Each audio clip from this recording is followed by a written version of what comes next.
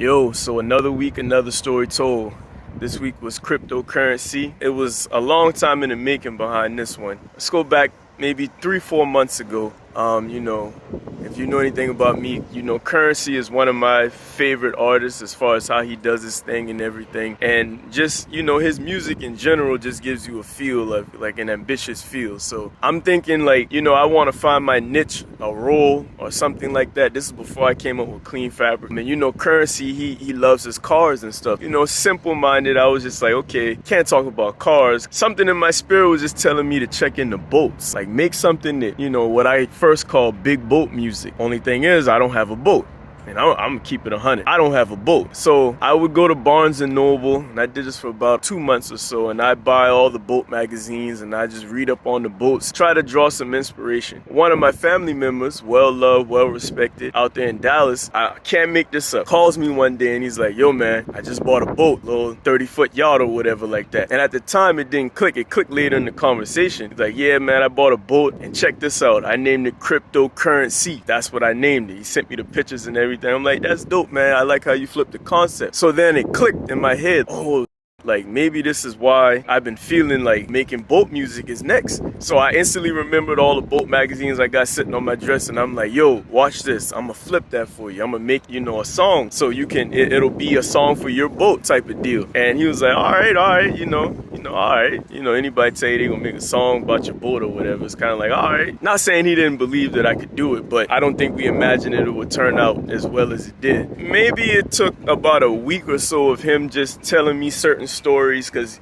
he's chartering. So he's just telling me certain stories about, how it is parking the boat and the good times and some of the run-ins he had. He hired a captain to take the boat out, and the captain came back with the kids all on the front of the boat and stuff, and that pissed him off, rightfully so. He's liable for that. So that's why you hear things like the little instructional at the beginning talking about children should wear boats at all times. Everything you hear in that song comes from something that he told me about his stories on the boat. And the crypto, it's two halves. Like of course the first half is talking actually about cryptocurrency, and I just poured everything I knew into, because he's a crypto enthusiast too, so he kind of put me on it like, hey, you need to be on your P's and Q's. So that was kind of easy to do, learning about NFTs and the gas fees and Ethereum and Bitcoin and Polygon and all of that. That was easy to do. And the latter half, the second verse, was more so pulling from his experiences and stuff. So no, I don't own a boat yet. Soon come though, soon come. That's pretty much the story behind that. And I've realized throughout this that that's my gift. Not only can I talk about what I go through, but all I got to do is have a conversation with you, and I can pretty much make a song about it. At first, originally, it only had me on the song, verse 1, verse 2. But we're people that want to please the people to a certain extent. So he plays it on his boat, and if there's 10 reviews, 6 of them is just, I love it. 1 of them maybe is like so-so, and the other 3 are just like, well, maybe he should have sounded a little harder and all of that. I'm gonna address that next week. Maybe he should have sounded a little harder, blah, blah, blah. So we got an artist from Dallas to be on it,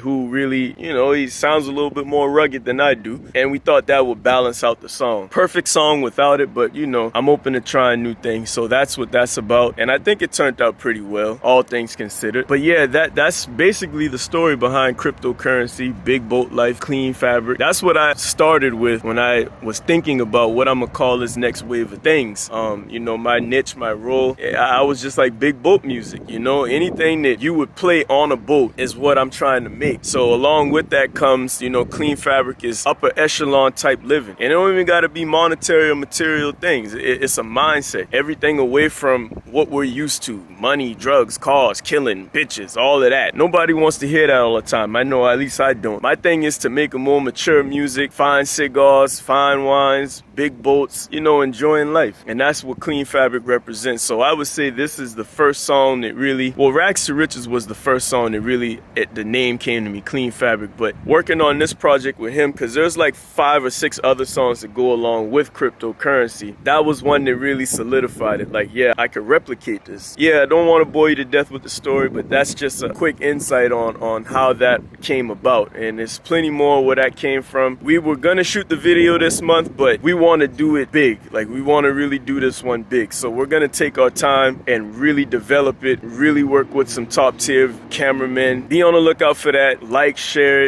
it out, please. Like it, subscribe if you haven't already. And there's plenty more where that came from.